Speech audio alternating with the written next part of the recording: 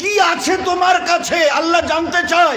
এই উম্মতের মুহাম্মাদিয়া সাল্লাল্লাহু আলাইহি সাল্লাম, কি আছে তোমাদের, কি আছে তোমাদের কাছে গর্ব করার মতো? হাইয়া আলা সালাহ, ঘাড় ফিরিয়ে চলে যাচ্ছ, এই গর্বের দিন টিকে থাকবে তো? You will be very proud for this that I am a very young and steady. এটা ঠিক থাকবে তো? তোমার এই জওয়ানিকে তুমি ধরে রাখতে পারবে তো? তোমার এই জওয়ানি ঢলবে না তো? ভালো করে ইয়াদ করো, আমি তোমার বড় মেহেরবান আল্লাহ তোমাকে বলছি, একটু ঝুঁকতে শেখো।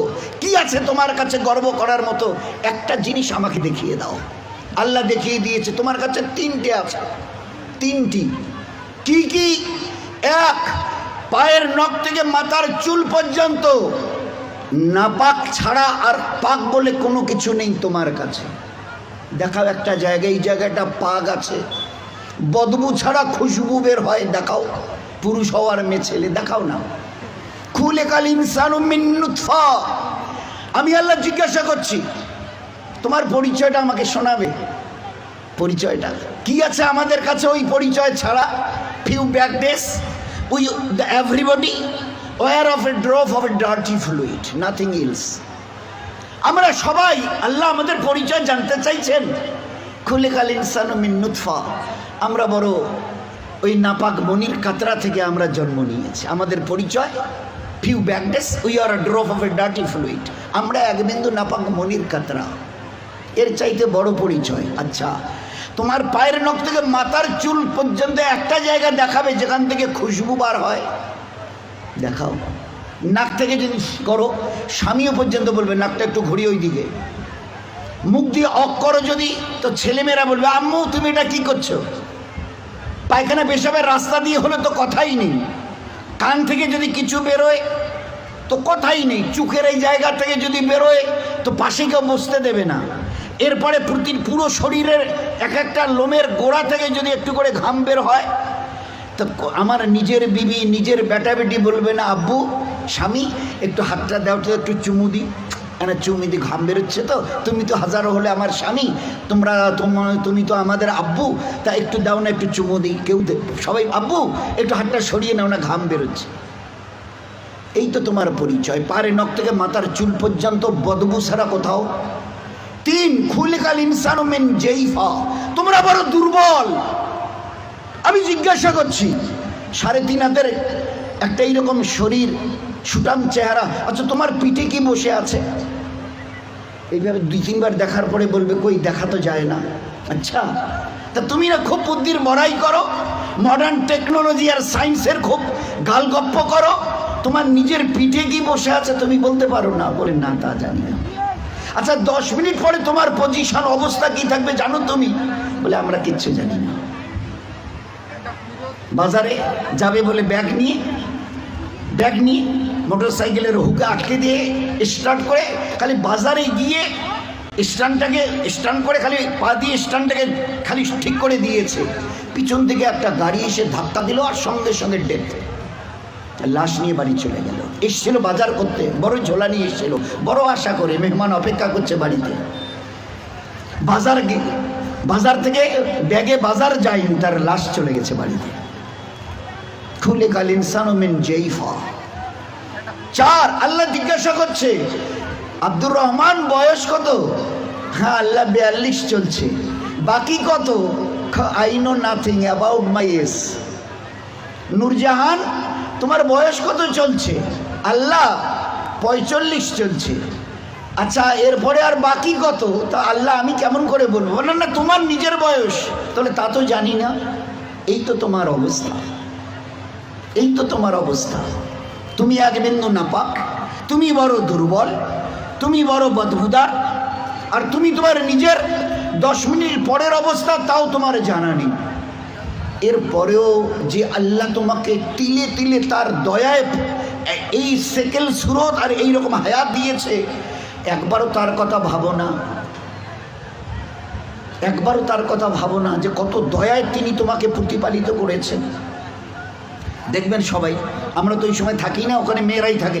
বাচ্চা যখন জন্ম নেয় না, তো যারা দাদি নানি চাচি যারা ওখানে ভিতরে থাকে, ও তারা এবারে বাচ্চা বের হবার পরে এবারে হাতটার নখগুলো ভালো করে দেখে টাকে, কান টানগুলো ঠিক আছে কিনা, সব কিছু চোখ টোকগুলো, হ্যাঁ ঠিক আছে গো, ঠিক আছে, খবর দাও, বাচ্চা ছেলে হয়েছে মেয়ে হয়েছে, ঠিক আছে, সব ঠিক হয়েছে, সব আছে, চোখ আছে, বুরু আছে, মাথায় চুল আছে, হাত পা ওর নখটুকু পর্যন্ত বেশ গুজিয়েছে।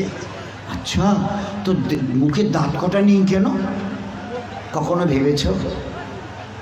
এ জগতের ইনসান, ভেবেছো কখনো? সব বলছো ওকে, আচ্ছা দাঁত কটা যে নেই? আল্লাহ জবাব দিয়েছে তোমাকে বাঁচাবার জন্য। ওই সময় তোমার মুখে দাঁত কটা, যে আল্লাহ তোমার সব কিছু দিয়েছে, হাতের পায়ের নখ পর্যন্ত আছে, 2-4-5 দিন পরে কেটে দিতে হয়, সেখানে দাঁত কটা দিইনি কেন? তোমাকে বাঁচাবার জন্যে। আমাকে চেনো, আমি কত বড় মেহেরবান তোমার জন্যে, শুধু তোমাকে বাঁচানোর জন্যে। তোমার মায়ের পেট থেকে বেরিয়ে আসার সময় তোমার মুখে দাঁত কটা দেয়নি। যদি দাঁত কটা পেতে না, তো মায়ের সিনার ওই নরম গোশে স্তনে কামড় দিয়ে দিয়ে ক্ষতবিক্ষত ঘা করতে, 3-4 দিন ওইভাবে ঘা তাজা হওয়ার পরে মায়ের চোখের সামনে তুমি তরপাতে, জবাই করা মুরগিকে যেভাবে তরপাতে দেখো, ওইভাবে মায়ের সামনে তরপাতে, আর তরপাতে মরে যেতে তুমি। তোমার মা একটাবার বুকে তুলে তার নিজের সিনা তোমার মুখে লাগাতো না, এই জন্য তুমি কামড় দিয়ে ঘা করে দিয়েছো।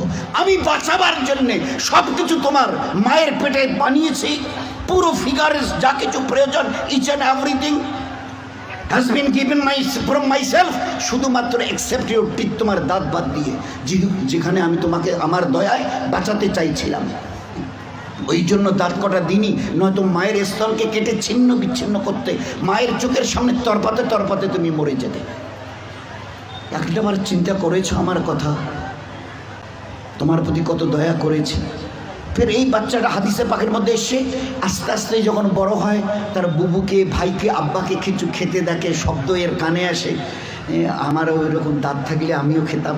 আল্লাহ বলে, হাদিসে পাকের কথা বলছে, আল্লাহ বলে তুই একটু সবর কর, কারণ এখন তোর অতটা হুশ আওয়াজ হয়নি, এখনই যদি দাঁত দিয়ে মায়ের স্থানে কাপড় দিবি, একটু সবর কর, এই 7-8 মাস 9 মাস 10 মাস হোক না, একটু যখন, তারপরে আমি দাঁত দেবো। গোস্তের ওই নরম জায়গা থেকে আস্তে করে বাবা মা সব খুশি, আম্মা তোমার নাতির দাঁত গজিয়েছে শুনেছ? আচ্ছা, 2টো দাঁত গজিয়েছে, তো উঠতে দেখে সবাই খুশি। আচ্ছা, কখনো ভেবেছ এই দাঁতটা বাড়তে বাড়তে এই পর্যন্ত বারবার পরে আর বাড়ে না? Why? What is the reason of it? Who will give the answer? Who will give the answer? Anybody else of this world? আছে কেউ দুনিয়াওয়ালা ও মডার্ন সায়েন্স, মডার্ন টেকনোলজিওয়ালা এই দাঁতকে গজাতে থেকে খুশি হয়েছো? বাড়তে বাড়তে এই পর্যন্ত বেড়ে গেছে, তারপরে আর বাড়ে না। কোন দুনিয়ার মডার্ন টেকনোলজি এর পিছনে কাজ করেছে বলো না? দেখেছো আমার দয়া? তারপরেও যদি যেভাবে বাড়ছিল, যদি আর 6টা মাস বাড়তো না, তোমার নিজের চেহারা আয়নায় দেখলে তুমি একবার দেখে আটকে উঠে বেহুশ হয়ে মরে যেতে, অজ্ঞান হয়ে মরে যেতে। কি বিকট চেহারা! নিচের দাঁতগুলো বেড়ে গিয়ে এইরকম, উপরের দাঁতগুলো বেড়ে গিয়ে এইরকম হতো তোমার চেহারাটা, বিকট একটা চেহারা হতো। আমি ওটাকে কন্ট্রোল করেছি। এ বাচ্চা তখন 7-8-10 মাসের, 1 বছর 1.5 বছরের বাচ্চা দেখে দাদা কি যেন, ভাইজান যেন কি কর্মর করে চিবোচ্ছে, বুবু যেন কি একটা খাচ্ছে শক্ত মতো, আব্বু যেন কি একটা শক্ত মতো চিবোচ্ছে, শোনা যাচ্ছে। আসমান থেকে আওয়াজ আসে, তুই একটু সবর কর না, তোকে হালকা জিনিস খাওয়াবার জন্য যে দাঁতটা এখন দিয়েছে ওটার নাম হচ্ছে দুধ দাঁত, এর ক্যাপাসিটি কম, হালকা জিনিস চিবোতে পারবি, শক্ত জিনিস চিবোলে না ও দাঁত ভেঙে যাবে, তো তুই একটু সবর কর। ফের কদিন পরে একটা করে নড়া শুরু করে, আম্মু এ দাঁতটা নড়ছে, ফের একটা করে 32 টাকা আমি ট্রান্সফার করি, ফের ওখান থেকে গজানো শুরু করি। এইবারে তুমি নিজের দাঁত দিয়ে যত শক্ত হাড় হোক, পেয়ারা হোক, যা কিছু মন চায় খুব কর্মড়িয়ে চিবিয়ে খাও, কোনো অসুবিধা হবে না। এত বড় দয়ার দান দেখেও তুমি একটাবার আমার সামনে ঝুঁকাবে না? আচ্ছা, আমার কাছে তোমাকে ফিরে আসতে হবে না? বলো যে ফিরবে না। আজ তুমি আস্তিন গোটাও, লাল চোখ দেখাও, আমার জমিনে দর্প ভরে পা রেখে চলো। আচ্ছা, তোমার কি মনে হয় তুমি আমার সঙ্গে মোকাবেলায় আসবে? তোমাকে সেজদা করতে না, ওসব আমাদের দ্বারা হবে না। হয় কি আছে তোমার কাছে গর্ব করার মতো? আর আমার সঙ্গে তুমি পাল্লা দেবে, মোকাবেলায় আসবে, কি আছে তোমার কাছে বলো না? এর মাস আজকের যেটা ফুলছে মাসল, এটাকে না আর এই দিকে ঝোলা মানে ফুলাতে পারবে না। শত চেষ্টা যদি করো তো উপরের দিকে নয় নিচের দিকে ঝুলে থাকবে। যে দাঁত আজকে কর্মড়িয়ে অন্যের দিকে লাল চোখ করে তাকাও, এই চোখ আজ বাদে কাল ঝাপসা হবে। এ দাঁত তোমার কাছ থেকে তোমাকে জিজ্ঞাসা না করে বিদায় নেবে। এ কালো চুল তোমাকে না বলে সাদা হবে। এ শক্ত বডির মাসল এ তোমাকে না জিজ্ঞাসা করে গোশত আস্তে আস্তে চামড়া ঝুলে থাকা শুরু হবে। আমার কাছে কি তোমার কাছে আছে মোকাবেলা করার মতো? কিছুই আমি করব না, শুধু তোমার বয়সটুকুকে একটু যদি বাড়িয়ে দিই। ও আম্মেরহু নুনাক্কিসহু ফিল খালক, মায়ের পেট থেকে বের হয়ে যেভাবে মুখ থুবড়ে পড়েছিলে, নিজের পায়খানা নিজের হাতে ওইভাবে ছেনিয়ে নিজের মুখে দিয়েছিলে না, আমাকে তুমি কি দেখতে চাও? একটু যদি হায়াতটুকু বাড়িয়ে দিই, মুখ থুবড়ে পড়ে থাকতে হবে। পাশ দিয়ে কেউ হেঁটে যেতে রাজি হবে না, কারণ দেখলেই বলবে কেউ আমি একটু বাথরুম যাবো, আমার একটু হাতটা ধরে তুলে দাও তো। কেন কি তোমার ওই পিছনের দিন কটা মাসেল ফুলানো, লাল চোখ করা, জমিনে দর্প ভরে চলার ওই দিনগুলো কোথায় গেল আমি জানতে চাইছি। বলো না, আমি কিচ্ছু করবো না। একটা হাতি যদি এসে মশাকে বলে হ্যাঁ তুই নাকি আমার সঙ্গে নাকি পাল্লা দিবি, তা আমি তো চিন্তা করে কুল পাচ্ছি না, তোকে যে মারবো কোথায় মারবো? আচ্ছা, একটা হাতি যদি মশাকে মারতে চায় কোথায় লাদ মারবে বলেন তো? তো আল্লাহ যদি আমাদের মতো 3 হাতের একটা কমজোর নাপাক ইনসানকে আল্লাহ যদি টোকা দিতে চায়, তো আল্লাহ কি জিজ্ঞেস তোর কোথায় টোকা দেবো বলতো? আমি আল্লাহ শত আসমান জমিনকে একদিন আমি আমার হাতের তালুতে নেব। লিল্লাহিল ওয়াহিদিল কাহার, শত আসমান ও জমিনকে আমি একদিন আমার হাতের তালুতে। ও আল্লাহ কত বড়!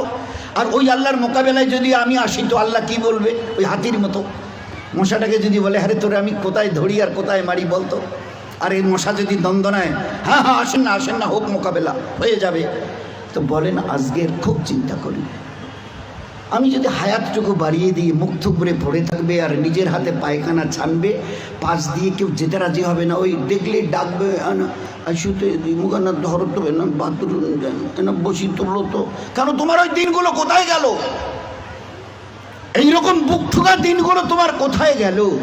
দোস্ত, দিন আসবে, ফের দুনিয়া থেকে বিদায় নিয়ে খোদার কাছে ফিরে যেতে হবে। আল্লাহ কুল্লু নাফসিন যায়কাতুল মাউত সুম্মা ইলাইনা তুরজাউন। কে আছো দুনিয়ায়? ঝুপড়িওয়ালার কুরসিওয়ালা কে আছো যে আমার কাছে আসবে না? শেষ কথাটা অনুরোধের সঙ্গে, আমরা যত ভাই এখানে এসছি, প্যান্ডেলের ভিতরে বাইরে, আমাদের যত মা বোন ওখানে ভিতরে আছে, তারা সবাই একটা কথার উত্তর দিই, নিজের ইচ্ছায় আমি দুনিয়ায় এসেছি, কারো উপরে ভরসা করে নয়, ডিপেন্ড করে। আমি আমার নিজের ইচ্ছায় এসেছি। এরকম বলনেওয়ালা কারা কারা আছে একটু হাত তুলে দেখাবেন দয়া করে। আমরা পুরুষরা, আমাদের ওখানে পর্দার ভিতরের মা বোনেরা, আমি আমার নিজের ইচ্ছায় এসেছি, যেদিন আমার মন চাইবে আমি নিজের ইচ্ছায় যাব। আছে কেউ একথা বলনেওয়ালা দুনিয়ায় এরকম বাহাদুর? আমরা কেউ আসিনি, আমাদেরকে পাঠানো হয়েছে। উই হ্যাভ নট কাম, আমরা আসিনি, আমাদেরকে পাঠানো হয়েছে। আমরা ইচ্ছা করে যেতে চাইলে ইচ্ছা করে যেতেও পর্যন্ত পারবো না। তিনি যেদিন ডাক দেবেন আব্দুর রহমান আয়, তো শত সহস্র বাঁধনকে ছিন্ন করে চলে যেতে হবে। সকিনা রহিমা আয়, তো সমস্ত চোখের পানিকে ভাসিয়ে দিয়ে ওদেরকে চলে যেতে হবে। আমরা কেউ আসিনি, আমাদের পাঠানো হয়েছে। ওলামায়ে কেরাম বলেন, হ্যাঁ তুমি যদি বুক থেকে বলতে পারো আমি আমার নিজের ইচ্ছায় এসেছি, হ্যাঁ তুমি আল্লাহর অনুগত হবার কোনো প্রয়োজন নেই, আল্লাহর ইবাদত তোমার করার কোনো প্রয়োজন নেই। তুমি যখন নিজের ইচ্ছায় এসছো, যা তোমার মন চাইবে তুমি তা করে যাও। হ্যাঁ যদি বলো যে না আমি আমার নিজের ইচ্ছায় তো আসিনি, আমার দয়ালু আল্লাহ আমাকে বড় মেহেরবানি করে মানুষ করে দুনিয়ায় পাঠিয়েছেন, হয় আমি পুরুষ অথবা মেয়ে ছেলে, আজ এই 20, 30, 40, 50 বছরের হায়াত আমার, এই যে এটা আমি পেয়েছি, এটাও আল্লাহ পাকের আমার বড় দয়া মেহেরবানি। তা যদি না হতো, তো আমার আল্লাহ যদি দেখতে চাইতেন, আমার মায়ের পেটে থাকাকালীন আল্লাহ ওখান থেকে আমাকে বিদায় করে দিতে পারতো। বহু বাচ্চা মায়ের পেট থেকে ওইখানে বিদায় নিয়ে চলে গেছে, এক ঝলক আল্লাহ দুনিয়া দেখতে দেয়নি। কি বলতে চাই যে আল্লাহ আমাদের সঙ্গে বড় দুর্ব্যবহার করেছে হায়াত দিয়ে। তো আল্লাহ বলতে চায় যে তাহলে তুমি কি বলতে চাও আমি একটু ভুল করেছি নাউজুবিল্লাহ? হায়াত দিয়ে, জওয়ানি দিয়ে, তাকত দিয়ে, ইচ্ছা যদি আমি করতাম না, মায়ের পেটে মোরা বাচ্চাকে তোমাকে বের হয়ে আসতে হতো, এক ঝলক দুনিয়া দেখতে পারতে না। এই জন্যে আমরা যারা সাথী পুরুষরা আছি, আমরা যারা পর্দার ভিতরে মা বোনেরা আছি, একটু আল্লাহকে চিনতে চেষ্টা করি। আমরা আসিনি, দয়া করে আল্লাহ পাঠিয়েছে। যেতে চাইলেও নিজের ইচ্ছায় যেতে পারবো না, আল্লাহ যেদিন ডাক দেবে যেতে হবে। আসা যাওয়া দুটোই যখন আল্লাহর ইচ্ছায়, তো মাঝখানের এই কটা দিন নিজের ইচ্ছায় চলে জীবনটাকে যেন বরবাদ না করি। দুনিয়ার জীবনও বরবাদ হবে, আখেরাতের জীবনও বরবাদ হবে। বরবাদের লাস্ট কথাটা হলো এই, তুমি আমার ইবাদতকে ছেড়ে দাও, দুটো জিনিস তোমাকে আমি দেব। এক, যতদিন দুনিয়ায় বেঁচে থাকবে, চাहे পুরুষ হও অথবা মেয়ে ছেলে, আমার ইজ্জত জালালের কসম, দুনিয়ায় তোমার জীবন যাবে অশান্তির আগুনে জ্বলতে, মরণের পরে তোমার জীবন যাবে জাহান্নামের আগুনে জ্বলতে। না দুনিয়ায় শান্তি, না আখেরাতে। দুনিয়ায় তোমার যতদিন 100 বছরে যদি বেঁচে থাকো, দুনিয়ায় তোমার জীবন যাবে অশান্তির আগুনে জ্বলতে, মরণের পরে তোমার জীবন যাবে জাহান্নামের আগুনে জ্বলতে। এই জন্য